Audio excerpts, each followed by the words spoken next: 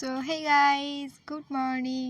এখন বাজে 2:31 আর আমি এই মধ্যরাতে শাড়ি পরছি। সরি, আমি না, আমার দিদি পরিয়ে দিচ্ছে। তো যাই হোক, আমার শাড়ি পরা ডান, আর চুলটাও কিন্তু দিদি বেঁধে দিয়েছে। তো আমি ম্যাজিক করে হয়ে যাই পুরো রেডি।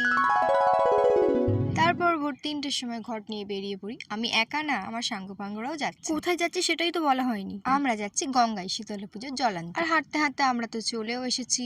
আর গঙ্গার ধারে ভিড়টা জাস্ট দেখো। আর এই হচ্ছে আমাদের পাড়ার থিম। আর ওখানে বেশি টাইম ওয়েস্ট না করে আমরা চলে যাই চায়ের দোকানে চা খেতে। স্নান করে জল নিয়ে আমরা বেরিয়ে পড়ি মন্দিরে যাওয়ার জন্য। তারপর হাফ রাস্তায় এসে আমরা করি রেস্ট, আর এখানে শুরু হয়ে যায় তাণ্ডব। এগুলো দেখলে তো এমনি গায়ে কাঁটা দেয়। আর সামনে থেকে তো আমরা যতই দেখছি ততই মনে হচ্ছে যেন দেখেই যায়, বাট সেটা তো পসিবল না, কারণ এখনো আমাদের অনেকটা পথ বাকি, মন্দিরেও যেতে হবে। তাও আমাদের সেই লেটই হয়ে যায়। 12টার জায়গায় আমাদের যেতে যেতে টাইম হয়েছিল 1টা।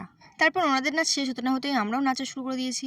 এইভাবেই নাচতে নাচতে আমরা বেরিয়ে পড়ি মন্দিরে যাওয়ার উদ্দেশ্যে। ভিডিওটা কেমন লাগলো কমেন্টে প্লিজ জানিও।